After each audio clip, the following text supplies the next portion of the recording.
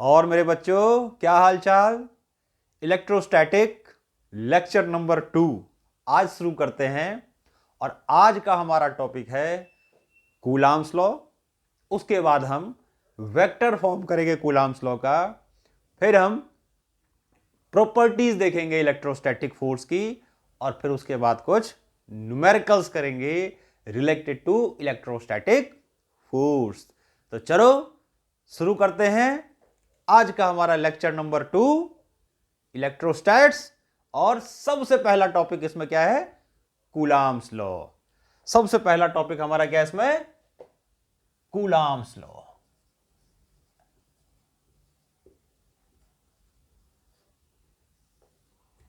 देखो, जैसे हमने देखा था कि सिमिलर चार्जेस क्या करती हैं, एक दूसरे को रिपेल करती है। जब हम प्रॉपर्टीज ऑफ हमने चार्ज किया था लेक्चर नंबर 1 में, तो हमने क्या देखा था कि जो सिमिलर चार्ज होते हैं the repel each other and the opposite charge attract each other.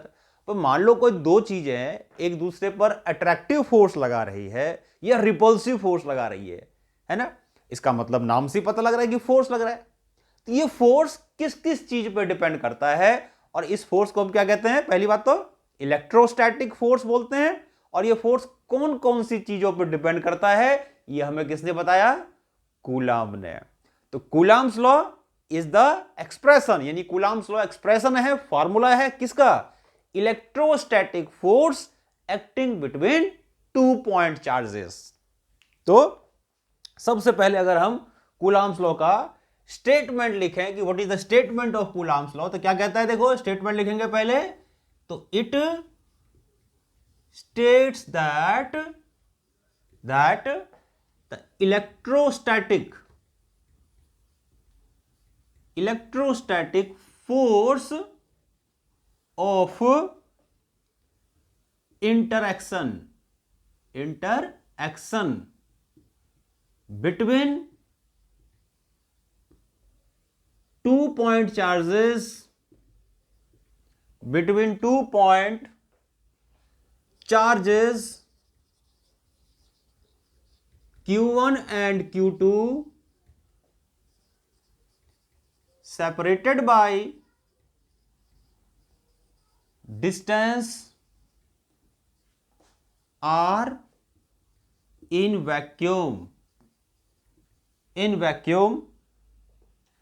is directly proportional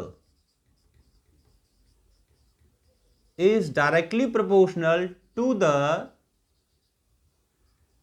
product of the magnitude of charges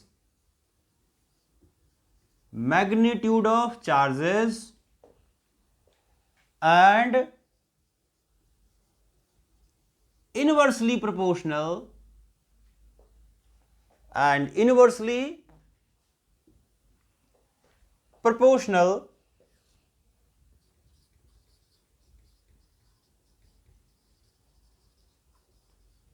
to the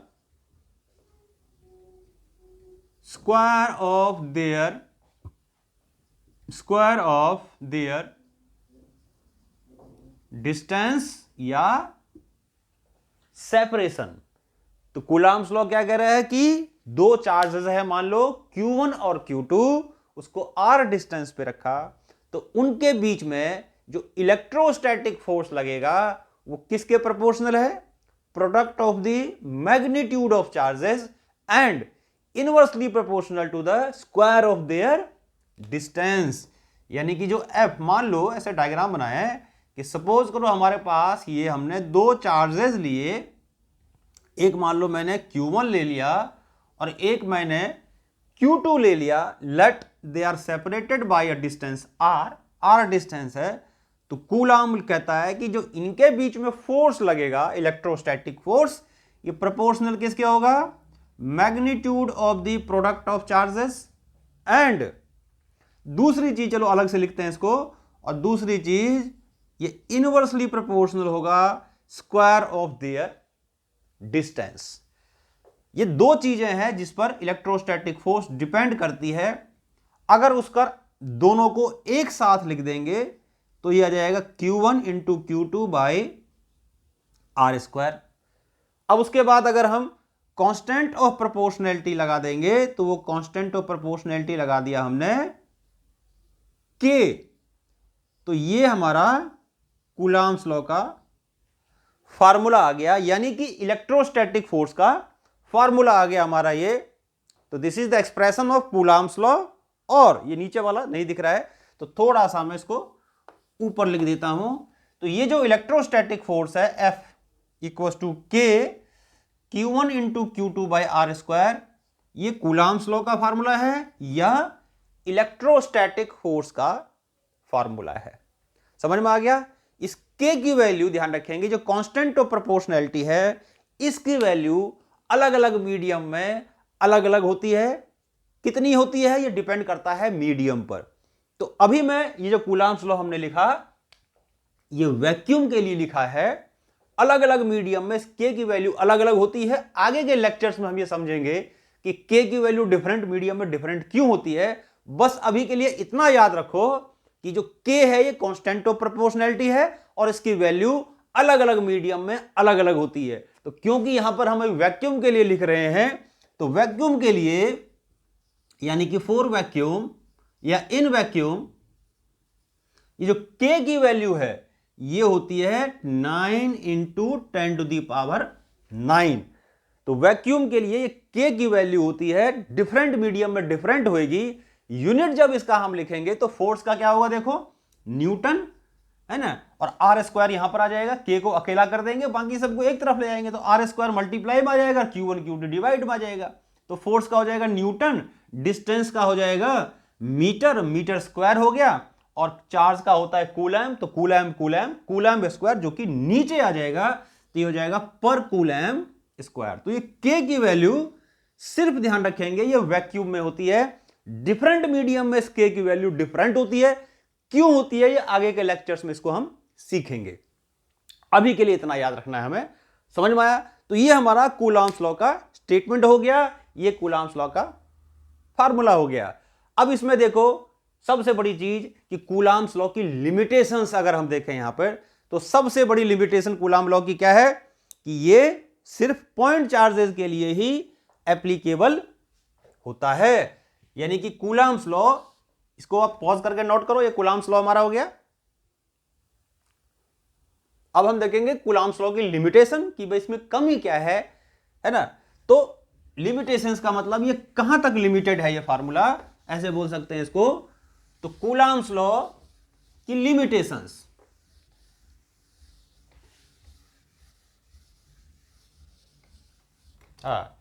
तो कूलॉम लॉ की लिमिटेशन है, ऐसे बोलेंगे कि लिमिटेशंस ऑफ कूलॉम्स लॉ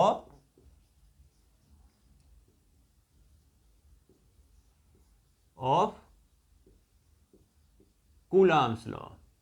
तो Coulomb's law की limitation कि ये सिर्फ किसके लिए एप्लीकेबल है, पॉइंट चार्जेस के लिए। तो ओनली एप्लीकेबल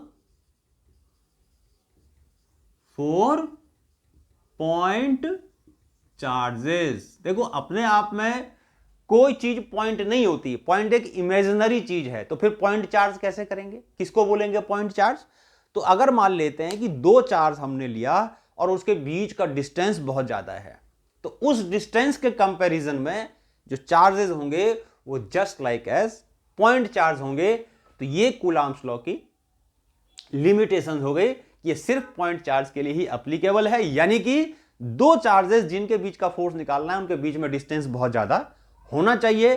तो for that distance only the charges will behave as a point charge. तो ये हमारा कूलॉम्स लॉ की लिमिटेशन हो गई। दूसरी चीज देखो इसमें हम ये भी कह सकते हैं कि कूलॉम्स लॉ तभी लगता है, सेकेंड चीज अगर हम बोले तो कूलॉम्स लॉ तभी लगता है कि जब या तो दोनों रेस्ट पे हो, यानी कि Coulomb's law only applicable when both charges are at rest, या तो दोनों रेस्ट पे हो, और one charge is at rest and another is in motion, दूसरा मोशन में हो। ठीक। थर्ड पॉइंट इसमें यह बोल सकते हैं कि यह एप्लीकेबल कब नहीं है, जब दोनों के दोनों चार्ज मोशन में होंगे। ध्यान रखेंगे, not applicable, not applicable when both charges are in motion, जब दोनों चार्जेस किस में होंगे, मोशन में होंगे, तब ये एप्लीकेबल नहीं है। तो ये हम कह सकते हैं कि ये हमारी कूलाम्स लॉ की कुछ लिमिटेशंस हो गई, ये हमें इसको याद करना है। अब आगे देखो हम क्या करते हैं, क्योंकि फोर्स जो है, ये फोर्स एक वेक्टर क्वांटिटी है, force is a vector quantity, तो इसका मतलब ये हो गया कि इसका वेक्टर फॉर्म भी होगा। तो अभी हम क्या करते हैं, कूलाम्स लॉ का वेक्टर फॉर्म लिखते हैं और समझते हैं कि फोर्स का डायरेक्शन क्या क्या होगा। तो vector form of coulombs law, तो देखो, यानी कि अब हम करने जा रहे हैं vector form of Coulomb's law, यानी कि इसकी वेक्टर फॉर्म क्या होती है। ठीक। जैसे देखो, अभी मान लो मैंने ये दो चार्जेस लिए, एक Q1 और एक Q2। मान लेता हूं इसके बीच का डिस्टेंस ये है, मान लो R है। Let the distance between the charges are R। ठीक। अब मान लो दोनों मैंने सेम साइन का लिया है, यानी ऐसे मान लो कि Q1 और Q2, Q1 इंटू Q2 ऐसे मान लो ग्रेटर देन 0 है, मतलब या तो दोनों पॉजिटिव है या दोनों नेगेटिव है, यानी Q1 and Q2 have same sign. तो अगर मान लो दोनों सेम साइन का है, तो देखो डायरेक्शन ऑफ फोर्स निकालने के लिए क्या करो कि सबसे पहले तो आप ये देखो कि आपको फोर्स किस पर निकालना है। सबसे पहले देखो कि फोर्स किस पर निकालना है, तो उसको तो आप इमेजिन करो कि उसको मैंने फ्री कर दिया, यानी जिस पर फोर्स निकालना है, जिस चार्ज पर फोर्स निकालना है, इमेजिन करो उसको फ्री कर दिया और दूसरे चार्ज को कर दिया फिक्स। तो एक चार्ज को किया फिक्स और उस चार्ज की वजह से दूसरे पर जो फोर्स निकालना है, जिस पर फोर्स निकालना है, उसको फ्री कर देंगे और देखेंगे कि जिसको हमने फ्री किया वो चार्ज दूसरे चार्ज की वजह से किधर की तरफ जाएगा। इमेजिन करो कि वो चार्ज किधर भागा, जिधर भागा वही फोर्स का डायरेक्शन। तो क्या बताया, जब दो चार्जेस के बीच का फोर्स का डायरेक्शन निकालना है तो एक चार्ज को कर देंगे फिक्स, दूसरे को कर देंगे फ्री। फ्री किसको करेंगे, जो जिस पर फोर्स निकालना है, और जब उसको फ्री करेंगे तो फोर्स लगेगा उस पर, और जिस फोर्स की वजह से वो जिधर की तरफ मूव करेगा वही इस फोर्स का डायरेक्शन होगा। जैसे मान लो मुझे फोर्स इस पर निकालना है, इस चार्ज पर फोर्स निकालना है, यानी Q2 पर, तो मैं Q2 को कर दूंगा फ्री और Q1 को कर दूंगा फिक्स, यानी Q1 को मैंने पकड़ लिया और Q2 को मैंने छोड़ दिया। तो किधर जाएगा, क्योंकि दोनों पॉजिटिव है, पॉजिटिव पॉजिटिव रिपेल करेगा। तो जैसे ही ये रिपेल करेगा, इसको पकड़ के रखूंगा, इसको छोड़ूंगा, तो ये इधर की तरफ भागेगा। तो ये फोर्स का डायरेक्शन आ गया। और उस फोर्स का डायरेक्शन, और उसको लिखेंगे कैसे, इसको ऐसे लिखेंगे और बोलेंगे force on 2 due to charge 1। इसको बोल देता हूं मैं, क्या बोलेंगे इसको, force on Q2 due to charge Q1। Force किस पे निकाला, Q2 पे, किसकी वजह से निकाला, Q1 पे, और कैसे डायरेक्शन निकाला, उसको फ्री कर दो, ये इसकी फोर्स की वजह से जिधर भी जाएगा तो इसको रिपेल करेगा, तो इसको ऐसे भगाएगा सीधा ही, तो इस फोर्स का डायरेक्शन हो गया। तो क्या लिखा, F21। इसी तरीके से अगर मान लो इस पर फोर्स निकालना है, इस पर फोर्स निकालना है, तो इसको कर दो फिक्स और इसको कर दो फ्री। तो जब इसको किया हमने फिक्स और इसको किया हमने फ्री, तो ये दोनों रिपेल करेंगे, तो ये तो भाग नहीं पाएगा, ये भागेगा इधर की साइड। तो इस पर जो फोर्स हुआ वो इस डायरेक्शन में होगा। ध्यान रखना, चाहे दोनों नेगेटिव हो तब भी वही होगा, नेगेटिव नेगेटिव चार्ज भी एक दूसरे को रिपेल ही करता है। तो यानी इस पर जो फोर्स हुआ वो इस डायरेक्शन में हुआ, और इसको हम लिखेंगे कैसे, बोलेंगे force on one due to two, ऐसे जैसे वहां लिखा था F21, तो force on two due to one, ऐसे इस पर force on one due to two. तो ये फोर्स का डायरेक्शन इस तरीके से निकालेंगे कि जिस पर फोर्स निकालना है उसको फ्री कर दो और देखो वो किधर भाग रहा है, उधर ही एरो बना दो, तो वही फोर्स का डायरेक्शन हो जाएगा।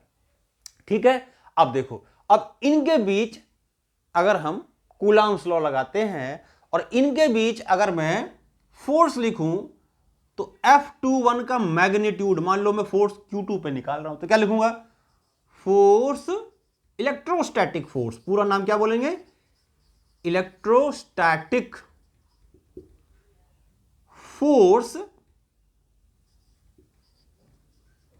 On Q2 due to Q1।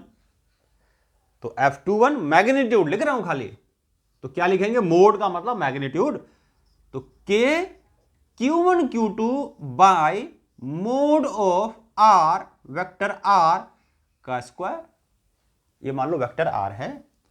ठीक, ये हो गया। अब देखो उसमें, अब किसी भी स्केलर को वेक्टर फॉर्म में कन्वर्ट करने के लिए एक टर्म होता है जिसको हम कहते हैं यूनिट वेक्टर।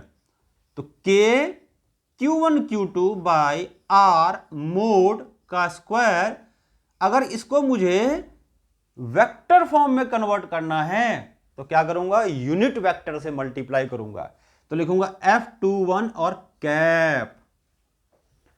क्या डायरेक्शन हुआ पता है इसका, देखो ऐसे, यानी कि फोर्स इस पर निकालना है तो हमें इधर से इधर जाना है, तो यहां एरो ऐसे बनाएंगे। देखो अगर एक और चीज लिखें तो ये डायरेक्शन बोलेंगे R21, ऐसे, यानी यहां से यहां ये हो गया R21, और इधर अगर जाओगे तो R12, इधर से इधर, अभी तो हम इसकी बात कर रहे हैं, तो हम जो भी चीज जा रहे हैं इधर से इधर जा रहे हैं, इधर से इधर।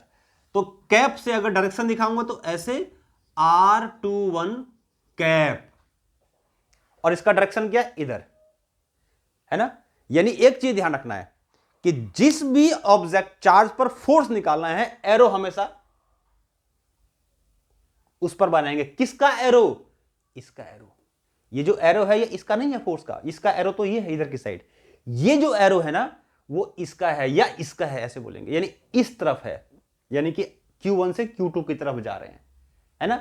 यानी जिस पर फोर्स निकालना है पोजीशन का एरो वही बनाएंगे। अगर मुझे इस पर फोर्स निकालना होता ना तो पोजीशन का एरो मैं यहां बनाता, ऐसे उस तरफ। ठीक है, तो मुझे फोर्स निकालना है उस पर, तो मैंने एरो बनाया पोजीशन का उस तरफ। समझ में आएगी बात। तो आर कैप आपको याद करो 11th क्लास में आपने वेक्टर में किया था यूनिट वेक्टर। तो जैसे R21 है तो R21 को मैं क्या लिखूंगा, या R21 sorry cap, R21 cap क्या होता है, यूनिट वेक्टर को हमेशा कैप से डिनोट करते हैं, उसको टोपी पहना दो तो कैप। तो R21 divided by its magnitude, इसी को तो हम कहते हैं यूनिट वेक्टर। और हमेशा ध्यान रखेंगे कि यूनिट वेक्टर का जो मैग्नीट्यूड होता है, R21 कैप है कहीं मान लो किसी चीज का, तो मैग्नीट्यूड क्या होगा इसका, 1।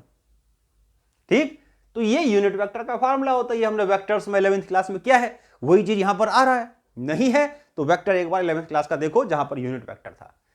तो vector divided by its magnitude is called its unit vector. ठीक, तो ये इसको अब मैं मोड नहीं लगाऊंगा, अब ये वेक्टर फॉर्म में आ गया। और जब ये वेक्टर फॉर्म में आ गया तो अब इसको फिर 2-1 लिखूंगा। क्या लिखूंगा, 2-1, क्योंकि अब मैं ये डिस्टेंस कर रहा हूं। इसमें एक चीज दो चीज होगी, एक होगा R21 का मैग्नीट्यूड इक्वल होगा R12 के, और दोनों को मैं मान लेता हूं R, दोनों का मैग्नीट्यूड R है। मैग्नीट्यूड की बात करें डायरेक्शन अपोजिट होगा, ध्यान रखेंगे। R12 इधर की साइड है, R21 इधर। मैंने बताया ना R21 का मतलब इधर से इधर, और R12 का मतलब इधर से इधर, यानी कि इधर जाएंगे, यानी एरो यहां बनाएंगे। ये दोनों का डायरेक्शन क्या होगा, सेम, लेकिन मैग्नीट्यूड तो इतना ही है। तो मैग्नीट्यूड दोनों का सेम है, लेकिन जब इसको वेक्टर फॉर्म में करेंगे तो R21 इक्वल और अपोजिट हो जाएगा R12 के। नेगेटिव वेक्टर्स, वेक्टर में क्या, नेगेटिव वेक्टर्स, ऐसे। ठीक, तो इसको मैंने ऐसे लिख दिया, कोई फर्क नहीं पड़ता क्योंकि दोनों इक्वल ही है, R इज R21। ठीक, तो वेक्टर फॉर्म इसको हम यहां भी छोड़ सकते हैं, इसको this is a vector form of Coulomb's law, इसको यहां भी हम छोड़ सकते हैं, इसको बोलते हैं यूनिट वेक्टर। ठीक, इसको थोड़ा सा और इसको आप पॉज करके नोट करो सारी चीजें, इसको मैं यहां से हटा रहा हूं।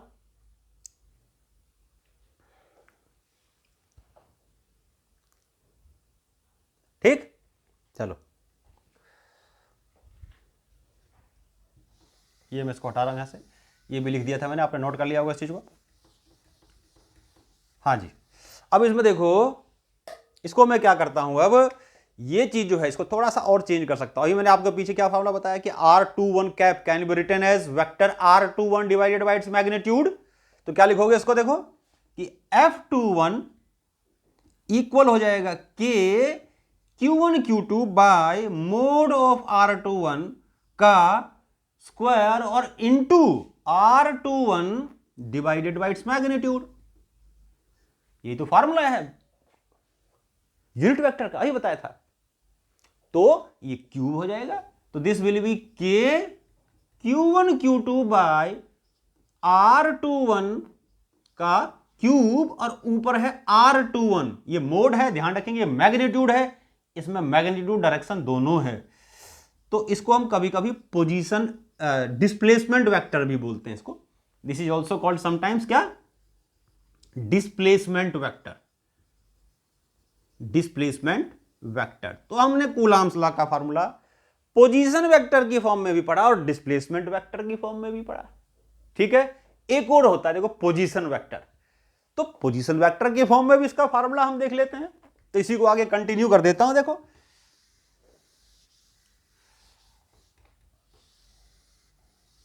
अच्छा, अब पोजीशन वेक्टर के फॉर्म में जब इसको हम लिखेंगे तो एक डायग्राम थोड़ा सा और बना देता हूं, इसी चीज को मैं मॉडिफाई कर देता हूं। मान लो ये x हो गया, ये y हो गया और ये ऐसे था, इसको मैंने ऐसे बना दिया। ये ले लिया हमने Q1, ये ले लिया हमने Q2 और ये इसकी पोजीशन है, ये ओरिजिन है, ये इसकी पोजीशन है मान लिया R1 और इसकी पोजीशन है R2। मैंने बताया था कि जिस पर फोर्स निकालना है, इस पर फोर्स निकालना है। कितना फोर्स है, F21, ये इसका डायरेक्शन होगा। एरो हमेशा डिस्प्लेसमेंट का उस तरफ बनाएंगे, यानी कि जो R21 लिखेंगे, R21 का एरो इधर की साइड होगा, है ना। ये पोजीशन वेक्टर है। तो triangle law of vector addition किया था 11th क्लास में, और क्या लिखा था कि जिनका ऑर्डर सेम हो, ये और ये देखो ऑर्डर सेम है, मैंने बताया इसीलिए जिस पर फोर्स निकालना है एरो हमेशा उस तरफ होगा। किसका, डिस्प्लेसमेंट का, डिस्प्लेसमेंट का एरो। तो ये डिस्प्लेसमेंट वेक्टर, ये पोजीशन वेक्टर।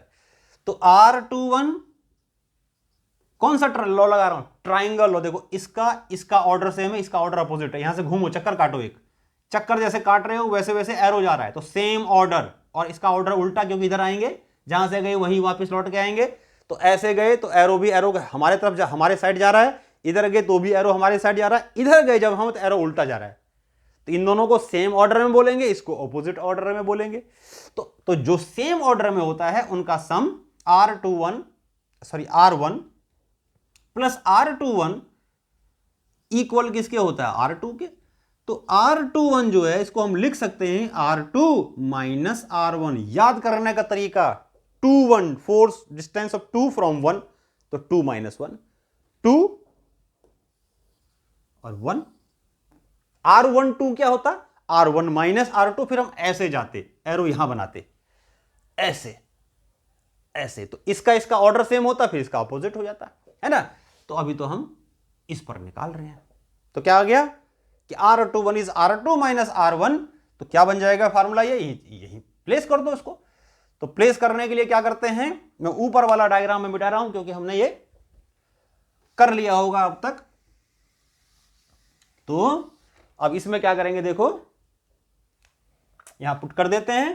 तो F21 इक्वल हो गया K Q1 Q2 bye R21 की जगह क्या लिखोगे, सॉरी, R2 माइनस R1 का क्यूब और R2 माइनस R1 का खाली, इसमें वेक्टर प्लस मैग्नीट्यूड का मतलब खाली मैग्नीट्यूड, इसमें डायरेक्शन भी है और मैग्नीट्यूड भी है।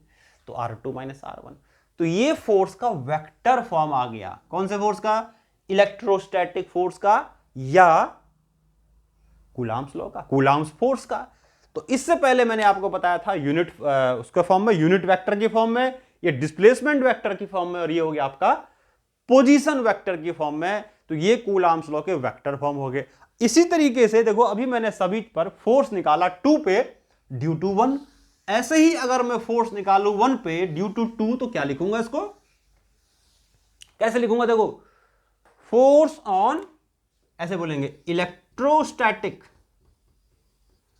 Electrostatic force on Q1 due to Q2, electrostatic force on Q1 due to Q2, तो कितना हो जाएगा फोर्स, तो लिखेंगे F12 के, पहले मैं पोजीशन यूनिट वेक्टर फॉर्म में लिखता हूं, तो R21 का Q स्क्वायर और इंटू R21 नहीं सॉरी R12 करेंगे, अब R12 और कैप, है ना। इसी को थोड़ा और चेंज कर देते हैं, तो के Q1 Q2 R12 के मोड का क्यूब और R12, यही था ना डिस्प्लेसमेंट वेक्टर की फॉर्म में, और पोजीशन वेक्टर की फॉर्म में R12 को क्या बताया था लिखना, R1 माइनस R2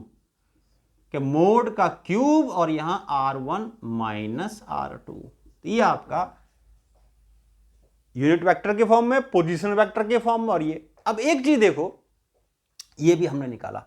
अब एक चीज देखो, हमें पता है, अभी मैंने बताया था कि R12 और R21 ये तो नेगेटिव वेक्टर्स है, ये नेगेटिव वेक्टर्स है। तो अगर मैं यहां पर या कहीं पर भी मान लो यहां पर R12 की जगह R21 लिखना चाहूं तो माइनस करना पड़ेगा, मोड में तो कोई फर्क पड़ेगा नहीं, है ना। तो अगर मैं देखो इसी को थोड़ा आगे एलोबरेट करूं, तो अगर मैं लिखूंगा F12 इक्वल्स टू के Q1 Q2 बाय मैग्नीट्यूड में तो कोई फर्क पड़ेगा नहीं, पीछे बताया था कि R12 और R21 का मैग्नीट्यूड एक ही रहेगा, तो R212 को अगर मैं R21 कर दूं और मोड कर दूं तो क्या फर्क पड़ जाएगा, कोई फर्क नहीं, दोनों इक्वल होता है, मैग्नीट्यूड तो सेम ही है। लेकिन अगर यहां चेंज करूंगा ना तो माइनस करना पड़ेगा, है ना। और माइनस को अगर मैं बाहर लिख दूं तो माइनस के Q1 Q2 by mod of R21 का क्यूब और R21 कर दूं। अब याद करो ये चीज क्या था, ये चीज क्या है, ये F21 है, तो इसका मतलब ये हमारा हो गया F21 और माइनस, तो इसका मतलब तो ये हुआ ना कि F12 इक्वल किसके हो गया, यानी कि F12 इक्वल और अपोजिट हो गया F21 के। यही तो न्यूटन का थर्ड लॉ है, यही तो न्यूटन का थर्ड लॉ है कि F12 और F21 क्या होगा, इक्वल और अपोजिट होगा। तो न्यूटन का, या हम ये कह सकते हैं जो कूलाम्स लॉ है या इलेक्ट्रोस्टैटिक फोर्स है, ये एक्शन रिएक्शन के लॉ को भी फॉलो करता है। प्रूव कर दिया हमने कि F12 and F21 vector F12 and vector F21 are equal and opposite. तो ये हमारा ध्यान रखेंगे, ये कूलाम्स लॉ का फॉर्मूला हो गया, ठीक। और वेक्टर फॉर्म में भी लिख दिया इसको हमने। अच्छा एक चीज और ध्यान रखना, आप मैंने क्या बताया, नोट कर लो इस चीज को, जब इंपोर्टेंट नोट करके लिखो, आप पॉज करो, नोट करो पहले।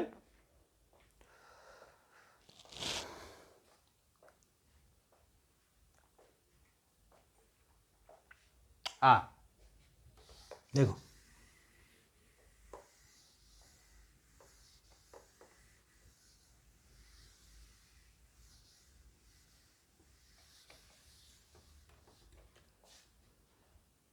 देखो इसमें वेक्टर फॉर्म को जब हम कुछ न्यूमेरिकल्स करेंगे, देखेंगे वेक्टर फॉर्म को यूज करके हम कहां वेक्टर फॉर्म यूज करेंगे, वो भी आपको आगे बताऊंगा। अभी के लिए इतना याद रखो, इंपॉर्टेंट नोट में, इंपॉर्टेंट नोट क्या बताया कि एरो वहां बनाएंगे जहां पर फोर्स निकालना है, यानी कि एरो वहां बनाएंगे जहां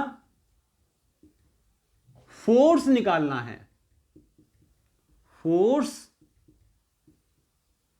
निकालना है, एरो वहां बनाएंगे जहां पर फोर्स निकालना है। और दूसरी चीज, चार्ज हमेशा साइन के साथ लेंगे, लेकिन कब? जब वेक्टर फॉर्म यूज करेंगे। अगर स्केलर फॉर्म में कर रहे हो, मोड। हाँ बच्चों, थोड़ा कैमरा ऑफ हो गया था, तो दोबारा से मैं एक चीज बता देता हूं कि इंपॉर्टेंट नोट में जब हम कूलाम्स लॉ को यूज करेंगे वेक्टर फॉर्म में, तो हमें क्या क्या चीजें याद रखनी है? तो हमें दो चीजें याद रखनी है। नंबर वन, कि एरो, किसका एरो? फोर्स का एरो और डिस्प्लेसमेंट का एरो। कि एरो हमेशा, एरो हमेशा उस चार्ज पर बनाएंगे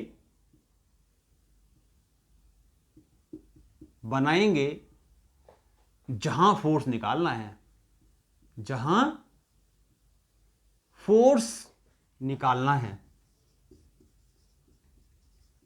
जहां फोर्स निकालना है। किसका एरो? फोर्स का एरो, डिस्प्लेसमेंट का एरो। हमेशा एक चीज ध्यान रखना कि फोर्स का एरो उस चार्ज से हमेशा अवे होगा, और डिस्प्लेसमेंट का एरो हमेशा वहीं बनाएंगे और उस चार्ज की तरफ बना देंगे। ठीक, तो ये हो गया। दूसरी चीज क्या बताया? कि एरो हमेशा उस चार्ज पर होगा जहां फोर्स निकालना है, और जहां फोर्स निकालना है। तो ये एक चीज हो गया। दूसरी चीज क्या होता है? देखो कूलाम्स लॉ में हमेशा एक चीज ध्यान रखेंगे। पहली बात तो क्या बताया? कि एरो हमेशा उस चार्ज पर बनाएंगे जहां पर फोर्स निकालना है। दूसरी चीज क्या करेंगे? कि चार्ज हमेशा यानी कि ऑलवेज टेकन विद साइन, यानी चार्ज हमेशा साइन के साथ लेना है। ध्यान रखना, ये वेक्टर फॉर्म की बात बता रहा हूं। अगर स्केलर फॉर्म में करते हैं तो फिर तो मैग्नीट्यूड है, ना तो एरो का मतलब ना साइन का मतलब। लेकिन जब हम क्या करते हैं, जब हम वेक्टर फॉर्म में कूलाम्स लॉ को यूज करेंगे तो चार्ज हमेशा साइन के साथ लेंगे, एरो वहां बनाएंगे जहां पर फोर्स निकालना है। समझ में आ गई? तो ये दो चीजें आपको इसमें ध्यान रखनी है। अब इसको आगे कंटिन्यू करते हैं, और आगे हमारा है प्रॉपर्टीज ऑफ इलेक्ट्रोस्टैटिक फोर्स। आगे हमारा है प्रॉपर्टीज ऑफ इलेक्ट्रोस्टैटिक फोर्स। तो क्या है? देखो,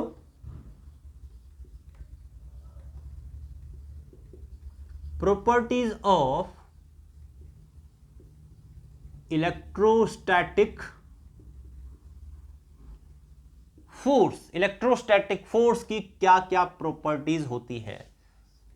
तो क्या क्या प्रॉपर्टीज होती? देखो इलेक्ट्रोस्टैटिक फोर्स की सबसे पहली बात तो बताया था मैंने, आपको कई बार बता चुका हूं कि इलेक्ट्रोस्टैटिक फोर्स अलग अलग मीडियम में डिफरेंट होता है, यानी कि मीडियम पर डिपेंड करता है। देखो ये ग्रेविटेशन, बिल्कुल ऐसा ही चीज आप ग्रेविटेशन में करते थे 11th क्लास में, लेकिन वहां पर ग्रेविटेशनल फोर्स मीडियम पर डिपेंड नहीं करता था। इलेक्ट्रोस्टैटिक फोर्स मीडियम पर डिपेंड करता है। अगर मैं 2 पॉइंट चार्जेस लूं और उसको वैक्यूम में रखूं और उन्हीं 2 चार्ज को उठा के किसी मीडियम में डाल दूं सेम डिस्टेंस पे, सेम चार्ज, तो force will be different, force different आ जाएगा। क्योंकि इलेक्ट्रोस्टैटिक फोर्स मीडियम पर डिपेंड करता है। क्यों करता है? जब हम आगे के लेक्चर्स पढ़ेंगे, डाइलेक्ट्रिक कांस्टेंट पढ़ेंगे, तो वहां ये सब चीजों को हम समझ जाएंगे। अभी याद रखो कि इलेक्ट्रोस्टैटिक फोर्स मीडियम पर डिपेंड करता है, यानी कि electrostatic force depends on medium, यानी 2 चार्ज के बीच में कितना इलेक्ट्रोस्टैटिक फोर्स लगेगा वो डिपेंड करेगा मीडियम पर। अलग अलग मीडियम में के की वैल्यू अलग अलग होती है। दूसरी चीज देखो, जो इलेक्ट्रोस्टैटिक फोर्स है ये कंजर्वेटिव इन नेचर है। Electrostatic force are conservative in nature. That is why, ऐसे बोल सकते हैं, देखो that is why that is why electric potential is defined in it, इसीलिए इसके अंदर पोटेंशियल एनर्जी डिफाइंड होती है। वो फोर्स, कुछ फोर्स बता, 11th क्लास का भी कंसेप्ट दोबारा से आ गया। दो तरह के फोर्सेस होती है, कंजर्वेटिव फोर्स और non conservative force. Conservative force क्या बताया, जो पाथ पर डिपेंड करता है, सॉरी जो पाथ पर डिपेंड नहीं करता, सो कंजर्वेटिव फोर्स बोलते थे। जैसे electrostatic force, magnetic force, gravitational force, ये सारी चीजें किस पे है, ये सारी चीजें पाथ पे डिपेंड करते हैं, पाथ पे डिपेंड नहीं करती है। तो ऐसे फोर्सेस को क्या कहते हैं, कंजर्वेटिव फोर्स करते हैं। जो भी फोर्स कंजर्वेटिव होता है उसी में हम इलेक्ट्रिक पोटेंशियल निकाल सकते हैं। जब आगे पोटेंशियल पढ़ेंगे ना, तो पोटेंशियल का मतलब होता है एनर्जी स्टोर्ड, एनर्जी स्टोर्ड। और जो कंजर्वेटिव फोर्स होती है ना, वही सिर्फ एनर्जी स्टोर कर सकती है। बाकी फोर्सेस से तो एनर्जी बाहर निकल जाती है, सिस्टम से बाहर निकल जाती है। तो ऐसे फोर्सेस को नॉन कंजर्वेटिव फोर्स कहते हैं, है ना, कि जो फोर्स सिस्टम में एनर्जी स्टोर नहीं कर सकता, यानी कि वो पाथ पर डिपेंड करता है ना। तो एक ही जगह से हमें दूसरे जगह पे जाना है, लेकिन अलग अलग पाथ से जाना है, तो एनर्जी में लॉस अलग अलग होगा, है ना, एनर्जी में लॉस अलग अलग होगा। इसीलिए पोटेंशियल एनर्जी वहां डिफाइन नहीं है। यानी कि एक ही जगह से एक जगह दूसरे पे गए तो अलग अलग सिचुएशन में जाओगे, तो एनर्जी जो वहां उसके पास आएगी वो डिफरेंट आएगी। यानी कि जो पाथ आपने वर्क किया ना, वो लॉस सिस्टम से बाहर चला गया। जैसे force of friction. Force of friction क्या है, एक तरह का नॉन कंजर्वेटिव फोर्स। ये सारा कंसेप्ट 11th क्लास में था, वही चीज है। ठीक है, तो इतना याद रखें अभी कि electrostatic force is a conservative force. ठीक, नेक्स्ट क्या है देखो, इसीलिए इसमें इलेक्ट्रिक पोटेंशियल डिफाइन है। तीसरा चीज ये बताया कि इलेक्ट्रोस्टैटिक फोर्स हमेशा क्या होता है, इलेक्ट्रोस्टैटिक फोर्स हमेशा इक्वल और अपोजिट होता है। इलेक्ट्रोस्टैटिक फोर्स हमेशा इक्वल और अपोजिट होगा।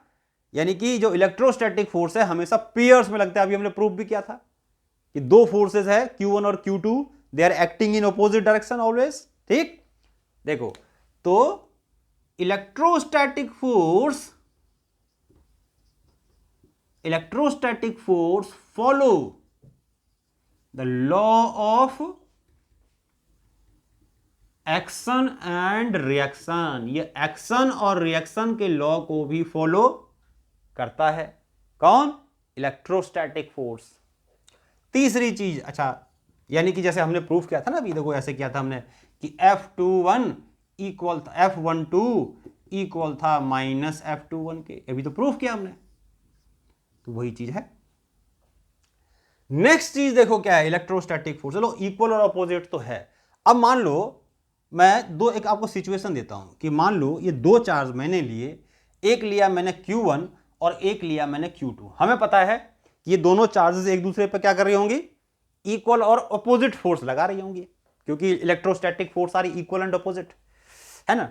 तो देखो मान लो मैं बताऊं कि ये मान लो इस डायरेक्शन में है F12, ठीक, ये फोर्स मान लिया इस डायरेक्शन में है, तो मैंने कोई गलती थोड़ी करी, मैंने कोई गलती करी क्या कि भाई दो फोर्स दिखाए, दोनों इक्वल अपोजिट दिखाए, दोनों इक्वल भी है और डायरेक्शन अपोजिट भी है ना।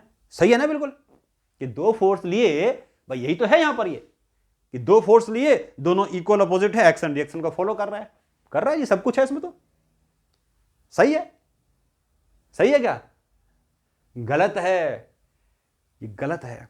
गलत इसलिए है क्योंकि ये सेम लाइन पे एक्ट नहीं कर रहा, कि ये फोर्स इस तरफ कभी हो ही नहीं सकता, ये फोर्स इस तरफ होगा, ये फोर्स इस तरफ कभी नहीं हो सकता, ये फोर्स हमेशा इस तरफ होगा अगर दोनों सेम चार्ज है तो, और ये फोर्स इधर कभी नहीं होगा, ये फोर्स इस तरफ होगा। क्या मतलब है इसका, अब इक्वल अपोजिट है। लेकिन इसमें खास बात आ गई कि ये सारे के सारे एक ही लाइन पे है, ये सारे के सारे एक ही लाइन पे, इसीलिए इलेक्ट्रोस्टैटिक फोर्स सेंट्रल फोर्स है। वो सारी फोर्सेस जो एक ही लाइन पे लगती है, वो सारी की सारी फोर्सेस क्या कहलाती है, सेंट्रल फोर्सेस कहलाती है। तो इलेक्ट्रोस्टैटिक फोर्स क्या है, एक मिनट देखें, जगह बची नीचे, हाँ तो ऊपर लिखते हैं, चलो ऊपर नोट करो आप पॉज करके, जगह नहीं बची तो ऊपर बना रहा हूं। हाँ जी, देखो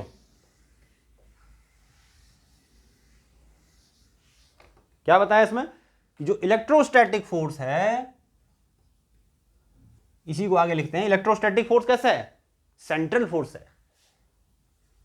इलेक्ट्रोस्टैटिक फोर्स आर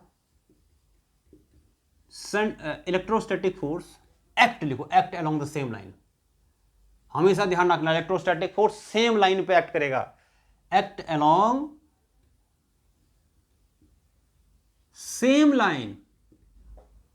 इसीलिए दैट इज वाई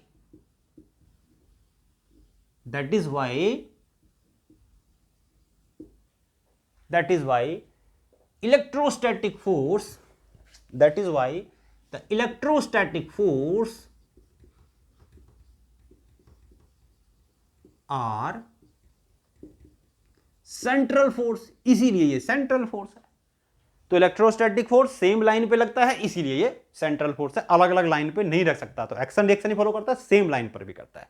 समझ में आ गया। नेक्स्ट देखो उसमें क्या है, नेक्स्ट है नेक्स्ट प्रॉपर्टी है फिफ्थ है प्रॉपर्टी। तो नेक्स्ट प्रॉपर्टी क्या है कि electrostatic force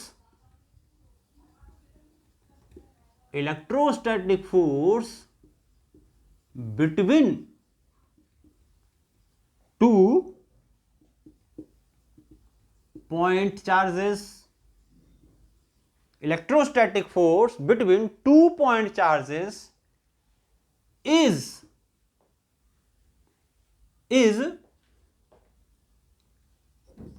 independent on the presence or absence of third charge. किसी भी दो चार्ज, मान लो ये मैंने एक चार्ज लिया Q1 और Q2, Q2 पे फोर्स निकालना है Q1 का, तो इधर होगा तो क्या लिखेंगे F21, और कितना होगा K Q1 Q2 by R21 का मोड का क्यूब, और वेक्टर फॉर्म में बता दिया, ऐसे होगा। ठीक, ये दो चार्जेस के बीच का फोर्स है, इस पर फोर्स निकालना है तो इस पर इधर हो जाएगा, क्या लिखेंगे F12 इक्वल्स टू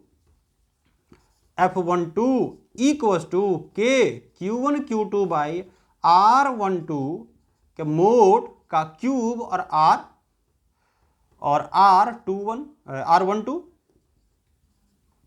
ये हो गया, है ना।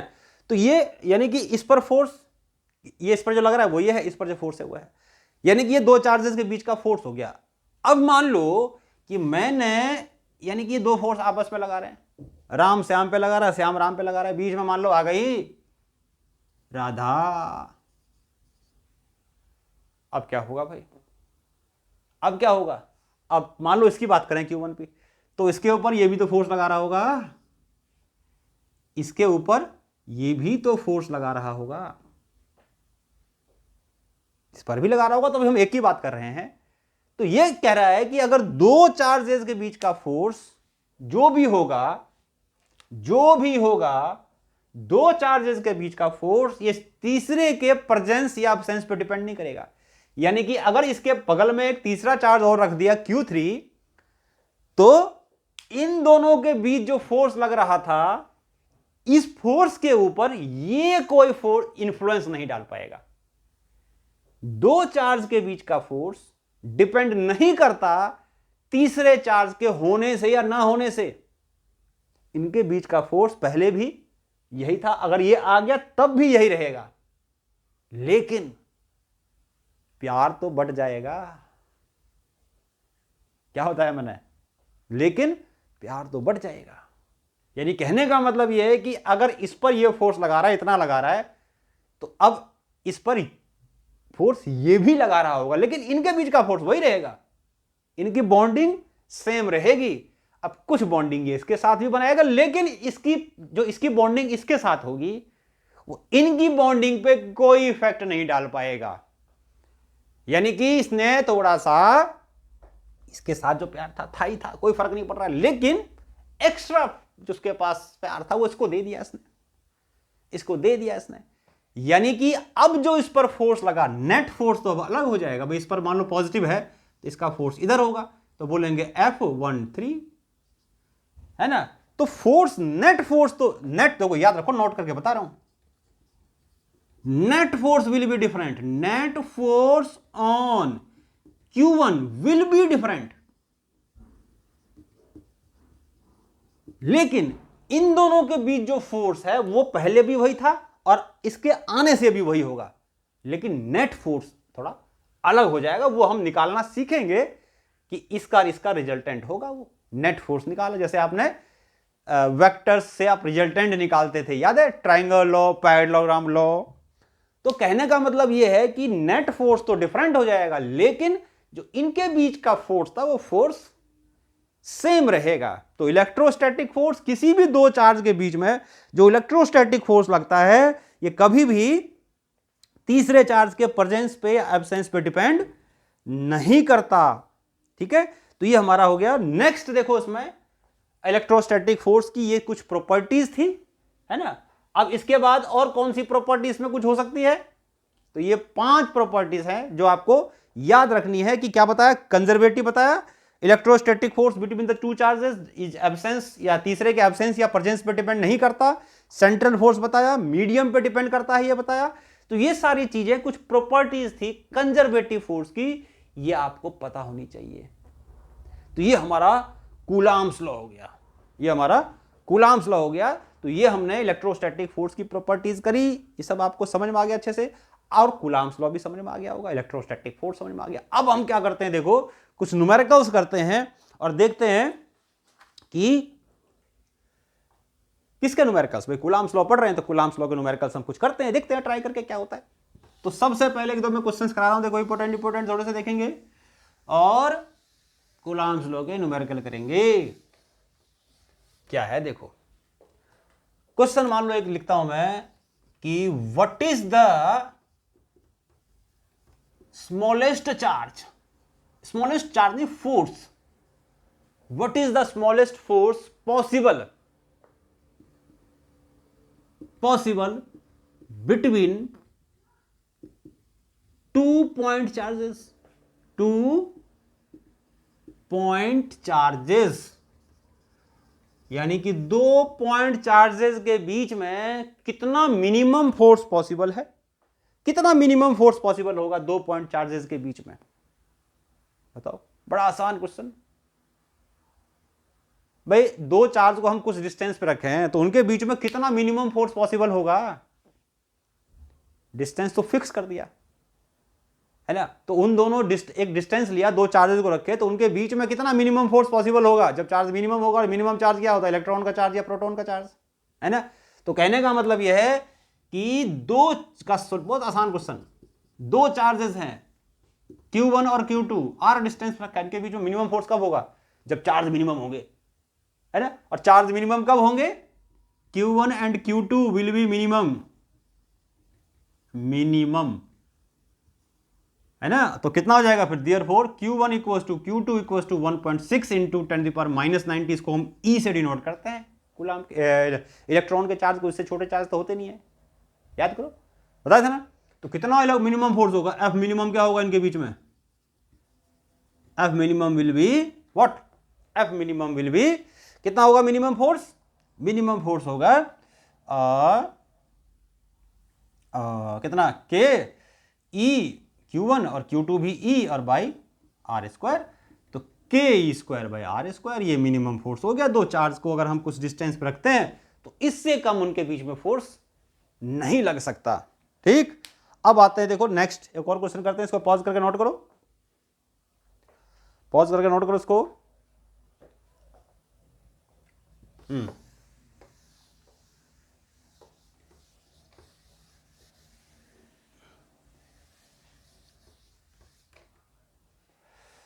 देखो मान लो क्वेश्चन ये है, और क्वेश्चन क्या है कि two charges Q1 equals to Q and Q2 equals to Q are placed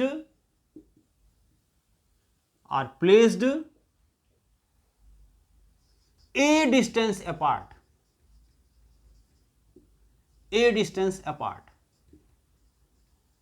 What is the force on charge Q3? मान लो Q3 भी मैंने Q ले लिया, placed at distance a/3 from charge Q1 से a/3 डिस्टेंस पे placed at distance a/3 from charge Q1 towards, एक और डाल देते हैं, दो डिस्टेंस हो सकता है तो क्लियर कर देते हैं, टुवर्ड्स Q2, यानी एक चार्ज a/3 डिस्टेंस पे रखा है Q1 से Q2 की तरफ। तो बताओ Q3 पे फोर्स कितना होगा? देखो बताते हैं। देखो मान लो ये दो चार्ज मैंने लिए, Q1 भी Q, Q2 भी Q, एक इनके बीच का डिस्टेंस a, एक तीसरा चार्ज Q3 भी Q, पहले वाले से a/3 डिस्टेंस पे रखा है दूसरे की तरफ, है ना, ऐसे। अब a/3 इधर भी हो सकता था, इसलिए लिख दिया टुवर्ड्स Q1, इधर भी तो हो सकता था, है ना, तो अवे फ्रॉम Q1 Q2 होता, है ना। तो इस पर फोर्स निकालना है कि तीसरे वाले पे कितना फोर्स है। तो अभी बताया था कि दो चार्ज के बीच का फोर्स तीसरे चार्ज के होने या नहीं होने से डिपेंड नहीं करता, लेकिन नेट फोर्स अलग हो जाता है, और डायरेक्शन ऑफ फोर्स के लिए मैंने क्या बताया था कि जिस चार्ज पर फोर्स निकालना है उसको फ्री कर दो, जिसकी वजह से निकालना है उसको पकड़ के रखो, तो फ्री वाला जिधर भागेगा वही फोर्स का डायरेक्शन हो जाएगा, है ना। तो इस पर कौन कौन फोर्स लगा रहा है Q3 पर? भाई इसके अलावा जो भी हैं सब लगाएंगे।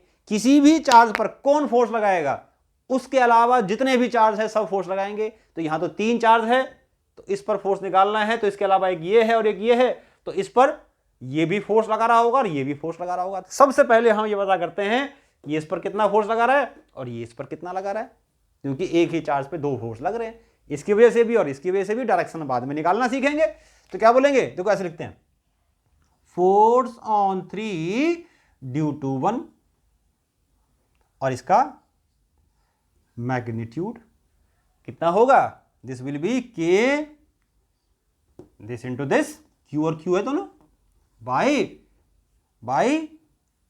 a/3 का होल स्क्वायर। मैग्नीट्यूड निकाला हमने, तो कितना हो जाएगा, इसको सॉल्व करेंगे फर्दर तो Q स्क्वायर, और ये 9 हो जाएगा, 9 ऊपर आ जाएगा 9, ये सारे एक जैसे दिखने में लग रहे हैं, ध्यान रखना है 9 है और ये Q है, 9Q square upon a square, ये हो गया 3 1। यही साइड में निकाल देता हूं, और वो क्या है, फोर्स ऑन 3 ड्यू टू 2 का मैग्नीट्यूड, तो Q, ये भी Q है, Q इंटू, भाई जो भी चार्ज होगा वो ले लेंगे, अब जरूर नहीं है सब में Q हो, अलग अलग हो सकता है, तो मैंने Q ले लिया, सिंपलेस्ट केस। और इनके बीच का डिस्टेंस कितना होगा, ये a/3 है पूरा a, तो ये कितना जाएगा, a माइनस a/3 हो जाएगा 2a/3, वो डिस्टेंस आ जाएगा हमारा यहां से लेके यहां तक। तो क्या हो जाएगा, Q स्क्वायर और 2a/3 का होल स्क्वायर, और ये हमारा जाएगा फिर 2 2 4 3 6 9, 9 ऊपर आ जाएगा, तो 9/4 Q square by a square, ये आ गया, ठीक है। तो ये हमारा फोर्स आ गया। इसी तरीके से अगर मैं देखो अब नेट फोर्स निकालना है, क्योंकि मैंने बताया था दो चार्ज के बीच का फोर्स तीसरे पे डिपेंड नहीं करता, लेकिन नेट फोर्स अलग हो जाता है, और वो नेट फोर्स कितना होगा, देखो अब देखो डायरेक्शन निकालने के लिए मैंने क्या बताया था कि जिस पर फोर्स निकालना है उसको फ्री कर दो, जिसकी वजह से निकालना है उसको पकड़ के रखो, फ्री वाला जिधर भागेगा वही फोर्स का डायरेक्शन होगा। मान लो इस पर फोर्स निकालना है डायरेक्शन, तो इसको फ्री कर दो, इसको पकड़ के रखो, पकड़ा, इसको छोड़ दिया, तो पॉजिटिव है दोनों, ऐसे भागा, ये ऐसे भाग जाएगा, यानी कि इसको पकड़ के रखा, इसको छोड़ दिया तो ये रिपेल करेगा और ये इधर भाग जाएगा सीधा, यानी इस पर जो फोर्स बनाएंगे इधर बनाएंगे। ये हो गया F31। समझ में आ गई बात?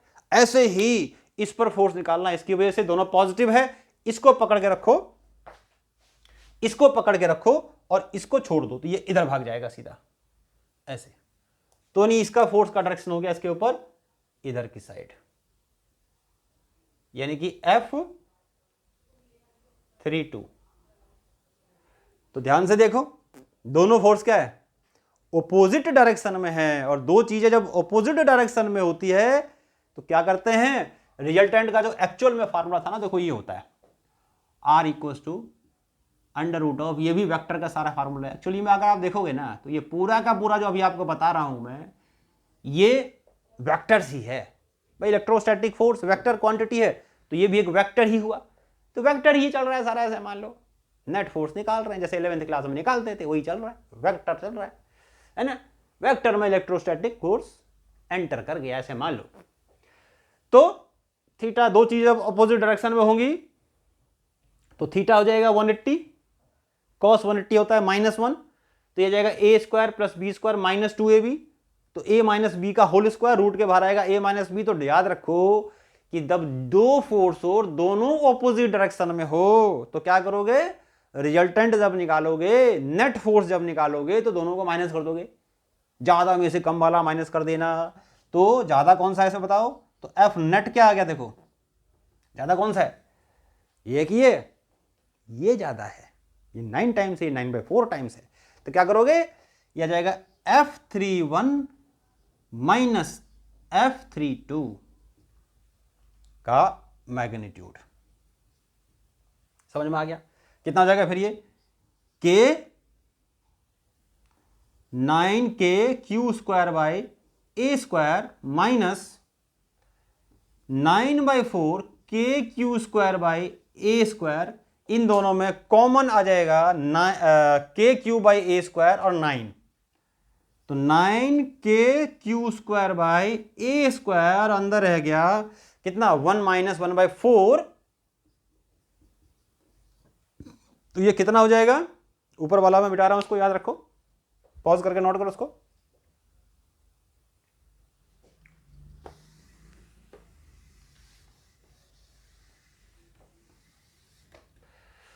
देखो एफ नेट हो जाएगा कितना, 9KQ square by A square और इंटू 1 माइनस 1/4 यानी कि 3/4, तो ये हो गया 27/4 KQ square by A square. इस तरीके से हमने नेट फोर्स निकाला। समझ में आ गया?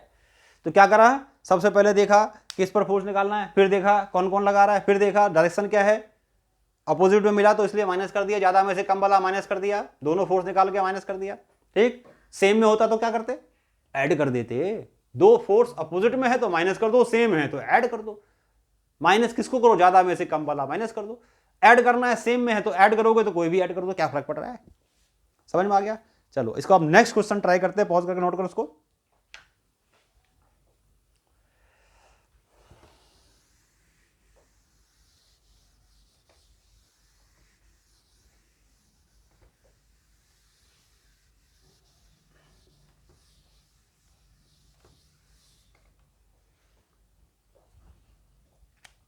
हाँ जी, क्वेश्चन देखो अभी, क्वेश्चन नंबर 2 क्या है, ये हमारे पास एक इक्विलैटरल ट्रायंगल है। मान लो this is a equilateral triangle. अभी हमने स्ट्रेट लाइन वाला लिखा, ट्रायंगल वाला करते हैं, एक स्क्वायर वाला कर लेंगे, ये सिंपलेस्ट केस बनेगा 3 चार्जेस के लिए। ठीक, तो Q Q Q मान लेते हैं डिस्टेंस, इस बार R ले लेता हूं, ए थोड़ा लिखते हैं तो Q और ये मेरा एक सा ही लगता है इसलिए मैं R लिख देता हूं, है ना।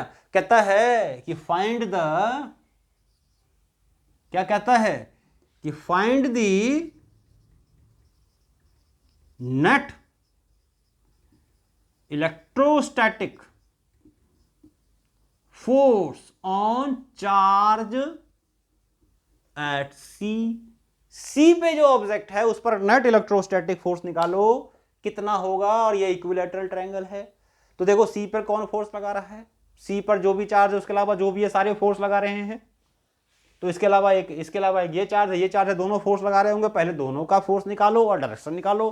तो मैग्नीट्यूड तो सीधा बता देता हूं, देखो क्या होगा, फोर्स ऑन सी, ए की वजह से क्या लिखेंगे, force of A, force on C due to A का मैग्नीट्यूड कितना होगा, के क्यू क्यू यानी कि Q square by A square. ऐसे ही निकालो force on C due to B का मैग्नीट्यूड, तो this will be K Q into Q यानी कि क्यू स्क्वायर बाय इनके बीच का डिस्टेंस यानी कि आर स्क्वायर। तो ये फोर्स हो गया। अब बताओ डायरेक्शन क्या होगा। मैंने क्या बताया, डायरेक्शन में जिस पर फोर्स निकालना है उसको फ्री कर दो, दूसरे वाले को पकड़ के रखो। तो इसका डायरेक्शन निकालता हूं तो इसको फ्री कर दूंगा, इसको पकड़ के रखूंगा, इसको छोड़ूंगा तो ये ऐसे भागेगा, इसको ऐसे कर देगा। तो क्या हो जाएगा इसका डायरेक्शन, ऐसे, यानी कि F on C due to A। अब फोर्स निकालना है C के ऊपर, इसकी वजह से इसको फ्री कर दो, इसको पकड़ के रखो, छोड़ दो, इधर भगा देगा, इसको रिपेल करेगा, इधर भगाएगा। तो फोर्स का डायरेक्शन हो गया ये। तो force on C due to B। अब इनके बीच में एंगल क्या होगा, रिजल्टेंट निकालोगे तो क्या चाहिए, A square plus B square plus 2ab cos theta का रूट। तो यहां तो ना सेम में है ना अपोजिट में, सेम होता तो ऐड कर देता, अपोजिट होता माइनस कर देता। तो क्या ये सेम या अपोजिट में है, नहीं है। तो यहां पर थीटा जरूरी है पता करना। तो थीटा हो गया इनके बीच में ये, और ये होगा इक्वल ये और ये है, क्योंकि इक्विवेलेंट ट्रायंगल तो 60 डिग्री का होगा, तो ये भी होगा 60 डिग्री का। तो net force will be under root of F C A square F C B square plus, अच्छा सबको मैं एफ मान लूं क्या, ये सब एफ है, इसको भी एफ कर देते हैं, ये भी एफ के इक्वल आ गया। थोड़ा लिखना कम पड़ेगा इसलिए ऐसा हम कर सकते हैं, ऐसा हम कर लेते हैं और करना चाहिए क्योंकि हमें लिखना थोड़ा कम पड़ेगा। तो एफ टू सी ए और F C B into cos 60, और इसकी जगह अगर हम पुट करें तो कितना हो जाएगा, एफ स्क्वायर, एफ मान लिया इसको मैंने, इसको भी F square two F square cos 60 होता है 1/2, 2 से कट गया 2। तो this will be F net equals to under root of F square plus F square, और ये भी बच गया खाली एफ स्क्वायर। तो 3f स्क्वायर ये आ जाएगा एफ रूट 3, और f क्या है हमारा, K Q square by R square, और ये आ गया रूट 3 को चलो पहले लिख देते हैं, चलो बाद में लिखते हैं, कोई बात नहीं। ये हो गया एफ नेट। समझ में आया, बड़ा आसान, बहुत इजी, समझ में आ गया। तो इस तरीके से हमने नेट फोर्स निकाला। अब देखो आगे एक और क्वेश्चन करते हैं, और ये देखो क्या है, पॉज करके नोट कर लो उसको सारा।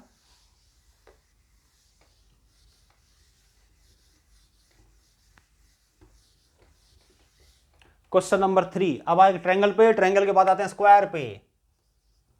स्क्वायर पे आते हैं, ये देखो जी, ये Q Q Q Q A B C D, मान लो फोर्स निकालना है सी पे, तो find net force on C, charge on C, net force on charge at C. जो सी पे ऑब्जेक्ट है, जो चार्ज है सॉरी, उस पर कितना नेट फोर्स होगा। तो पहले देखो सी पे कौन कौन फोर्स लगा रहा है, इसके अलावा जो है सब लगा रहे हैं। तो कौन कौन है इसके अलावा, एक तो बी पे है, एक तो डी पे है, और एक ए पे है, ठीक। अच्छा, तो ये किधर, इसका फोर्स क्या होगा, सबका डिस्टेंस मान लो चलो आर ले लेता हूं, ये साइड्स के क्यूब की स्क्वायर की मैंने साइड आर ले ली, R is the length of the side, square of the side.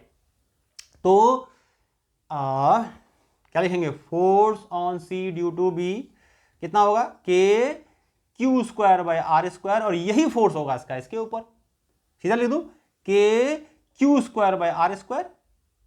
सबको एफ मान लेता हूं, दोनों को, दोनों एक ही तो है भाई, इसका फोर्स भी सेम, इसका फोर्स भी सेम। अब निकालते हैं इसका फोर्स। तो क्या होगा देखो, ये फोर्स किसके ऊपर है, ये फोर्स किसका आ गया, पहले चलो अलग अलग लिखते हैं, चलो अलग अलग लिखते हैं।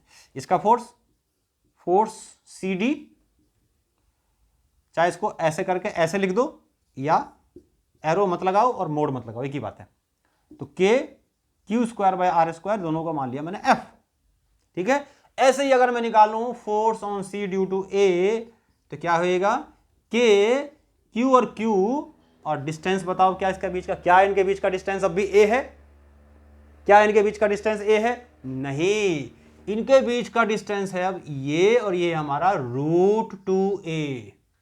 This is the distance between the charge A and C, √2a, Pythagoras theorem. इसका ओहो ए क्यों लिख दिया आर, तो इसका स्क्वायर प्लस इसका स्क्वायर का रूट करोगे तो ये आ जाएगा, पाइथागोरस थ्योरम लगा दिया तो ये आ जाएगा √2r whole square, this will be K Q square by 2r square. और याद रखो ये ऊपर क्या लिखा हुआ है, K Q square by R square, F है ना, तो ये आ गया f/2।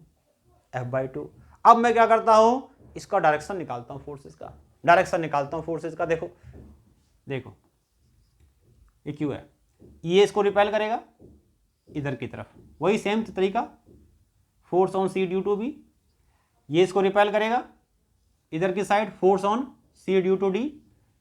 ठीक, ये इसको रिपेल करेगा, ये क्यू यहां पर है मतलब, ये इसको रिपेल करेगा इधर की साइड, सीधा सीधा स्ट्रेट लाइन पे लगता है ऐसे, force on C due to A. तो यहां तो 3 फोर्स हो गया, तीनों का रिजल्टेंट निकालना है। जब 3 फोर्सेज होती है तो 3 में से क्या करते हैं, पहले किसी 2 का रिजल्टेंट निकालते हैं, और जो आता है उसका फिर थर्ड से निकाल देते हैं। 3 का यही तरीका है, क्योंकि जो हमारे पास फार्मूला है उसमें क्या है, 2 का रिजल्टेंट हम एक साथ निकाल सकते हैं। यहां पर 3 का रिजल्टेंट निकाल लो, क्या करोगे, पहले क्या करोगे, पहले किसी 2 का निकालोगे, जो आएगा उसका फिर थर्ड से निकाल दोगे। तो पहले मान लो मैं F C D, C B और सी डी का फोर्स निकालता हूं, तो रिजल्टेंट क्या लिखेंगे, resultant force of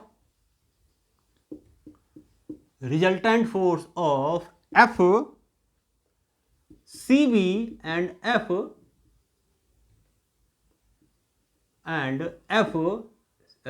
B D, C D C B और सी डी का रिजल्टेंट निकालते हैं। तो इनके बीच में एंगल क्या, देखो इनके बीच का एंगल 90 है, इसके अपोजिट होगा ना, वर्टिकली अपोजिट है ना। तो कितना हो जाएगा ये, मान लेता हूं F1, तो F1 कितना जाएगा, देखो मैं डायरेक्ट लिख रहा हूं, देखो ये सब चीजें मैं आपको बता चुका हूं कि जहां पर एफ सी बी है उसको लिख दूंगा मैं सबको, ये भी एफ है ये भी एफ है, तो एफ लिख देते हैं, बार बार लिखने की जरूरत नहीं है, मैं स्टेप खा रहा हूं क्योंकि मैं समझ चुका हूं कि आपको समझ आ चुका है। तो ये एफ स्क्वायर, ये भी F square, 2f into F यानी कि एफ स्क्वायर, और cos 90 होता है 0, तो this will be √ of F square plus F square, तो this will be √2 F square, तो यह आ जाएगा √2f, ये f1 आ गया, ये f की वैल्यू बाद में डाल देंगे। अब एक चीज देखो, ये दोनों फोर्स क्योंकि इक्वल है तो दोनों की बराबर चलेगी, तो इसका रिजल्टेंट बिल्कुल बीचों बीच में आएगा, क्यों, क्योंकि दोनों की बराबर चलेगी। तो जो F1 आएगा वो इधर ही आएगा, इधर की साइड आएगा, यानी उधर जिधर CB है उधर ही आएगा जिधर CB। क्यों आएगा, क्योंकि दोनों इक्वल है। अगर ये इक्वल नहीं होते तो या तो इधर आता या इधर आता F1, लेकिन अभी तो बिल्कुल बीच में आएगा क्योंकि दोनों इक्वल है। अभी तो हम सिंपलेस्ट केस कर रहे हैं ना, तो इसलिए बता रहा हूं, जब थोड़ा कॉम्प्लेक्स पे जाएंगे तब देखेंगे इसको, अभी तो हमने शुरू ही किया इसको। ठीक, तो यानी कि F1 अब FCB की तरफ ही आ रहा है, AC की तरफ आ रहा है, तो रिजल्टेंट क्या होगा, मैंने क्या बताया, पहले 2 का निकालो, जो आए उसका फिर थर्ड से निकाल दो। तो हमें दिखा कि दोनों का रिजल्टेंट F1 आया, उसका जो होगा आप थर्ड से निकालेंगे यानी कि CA के साथ, और यहां दिख रहा है कि F1 और CA दोनों एक ही डायरेक्शन में है, दोनों एक ही डायरेक्शन में है, तो नेट फोर्स क्या जाएगा, net force on C, charge at C, तो क्या लिखोगे, F नेट। और बताया था 2 फोर्स अगर सेम डायरेक्शन में तो ऐड कर दो सीधा, तो यहां दिख ही रहा है कि F1 और FCA सेम डायरेक्शन में है, तो नेट फोर्स आ जाएगा कि F1 में ऐड कर दिया सीधा FCA, और F1 क्या था, ना F1 क्या था, ये नहीं था भाई, F1 है ये, तो कितना है √2f, और FCA कितना है f/2, कॉमन ले लिया, f अंदर रह गया √2 + 1/2, और f की वैल्यू यहां पर पुट कर देंगे, क्या है दिख रहा है यहां पर, देखें, यस यहां कर देता हूं, देखो यहां पर, तो इनको ऐड कर देंगे तो f की वैल्यू क्या, देखो f कितना है, f किसे लिया था हमने, k Q square by R square, K Q square by R square into √2, LCM चाहो तो ले लो, 2√2 + 1/2 हो जाएगा, नहीं लेना मत छोड़ दो, वही छोड़ दो, कोई बात नहीं। ये एफ नेट आ गया, ये नेट फोर्स आ गया। समझ में आया क्या क्या? पहले दो फोर्स का रिजल्टेंट निकाला, उसका जो है फिर थर्ड से निकाल दिया। तरीका वही, सेम में ऐड कर दो, अपोजिट में माइनस कर दो, और अगर सेम या अपोजिट नहीं है तो पूरा फार्मूला यूज करो ये वाला। ठीक है, तो ये हमने निकाला। एक और क्वेश्चन करते हैं इसका लास्ट, फिर हम आज की क्लास वाइंड अप करके और लेक्चर नंबर 3 स्टार्ट करेंगे आफ्टर अ शॉर्ट ब्रेक।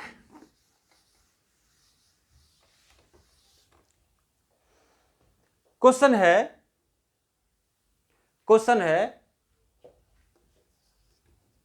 कितने क्वेश्चन हो गए?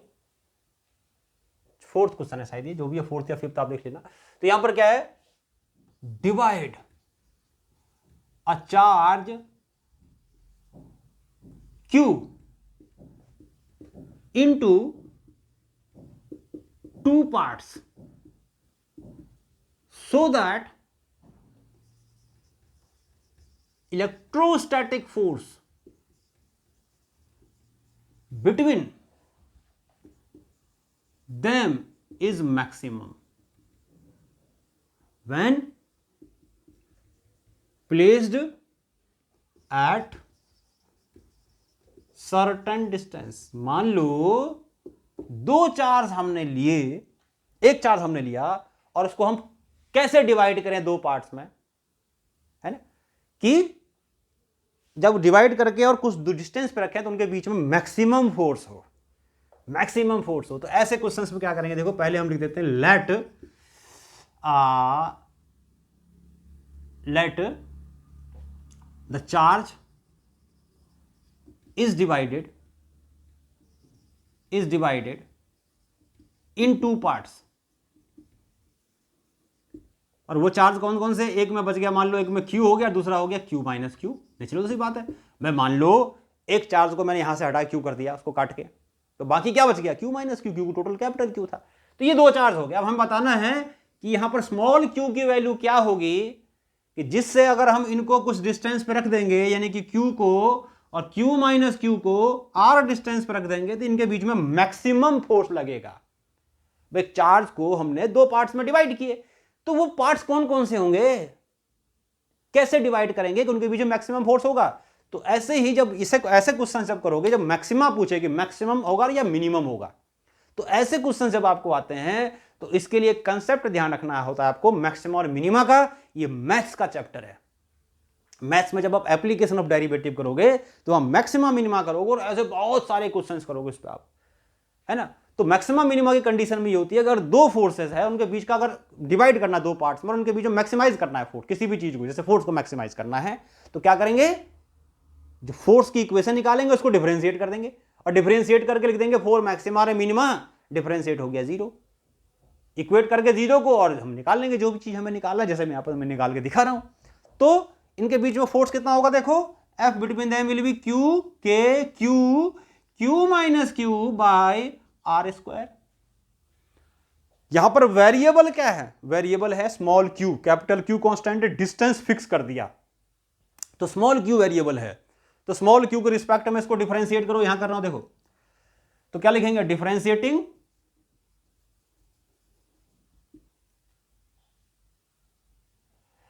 Differentiating both side with respect to Q। तो क्या आ जाएगा, देखो dF by D Q, dF by D Q. यहां पर आपको डिफरेंशिएशन भी आना चाहिए, एप्लीकेशन ऑफ डेरिवेटिव जब आपने कैलकुलस जब आपने थोड़ा सा 11th क्लास स्टार्ट किया होगा तो वहां पर बताते हैं मैथमेटिकल टूल्स में, तो वही मैथमेटिकल टूल्स हम यूज कर रहे हैं। तो K Q by R square बाहर आ जाएगा, और डिफरेंशिएट खाली किसका होगा, डी बाई डी क्यू, ये हो जाएगा differentiate Q into Q minus Q का, क्यू माइनस क्यू का। देखें इसका दिखता नहीं दिखता, ओहो कट गया भाई, कट गया भाई, कट गया भाई, एक मिनट। तो चलो मैं इसको क्वेश्चन हटा रहा हूं अब। यहां ऊपर कर देता हूं इसको।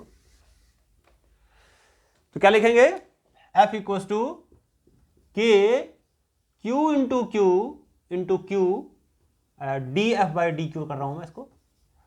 तो कांस्टेंट हमेशा क्या करते हैं, डिफरेंशिएट से बाहर कर देते हैं, तो ये चीज बाहर आ जाएगा। तो डी बाई डी क्यू खाली किसका होगा, इसका जो वेरिएबल है क्यू और क्यू माइनस क्यू का, इसका जो कांस्टेंट है वो बाहर चला गया। यानी क्या कांस्टेंट है, K by R square, this is constant, ये बाहर चला जाएगा। तो के बाई आर स्क्वायर बाहर ही है, और इसको मल्टीप्लाई कर देता हूं वही मैं इसको, डी बाई डी क्यू किसका, Q into Q minus D by D Q किसका, क्यू स्क्वायर, यानी क्यू और क्यू स्क्वायर। अब कैसे डिफरेंशिएट करेंगे, के बाई आर स्क्वायर कांस्टेंट, यहां भी कैपिटल क्यू कांस्टेंट है, क्यू का डिफरेंशिएट क्यू के रिस्पेक्ट में क्या होता है 1, इसका क्या हो जाएगा 2q, क्या हो जाएगा 2q। तो ये आ गया हमारा क्या, D F by D Q. अब क्या करेंगे, इसको हम लिख देंगे फोर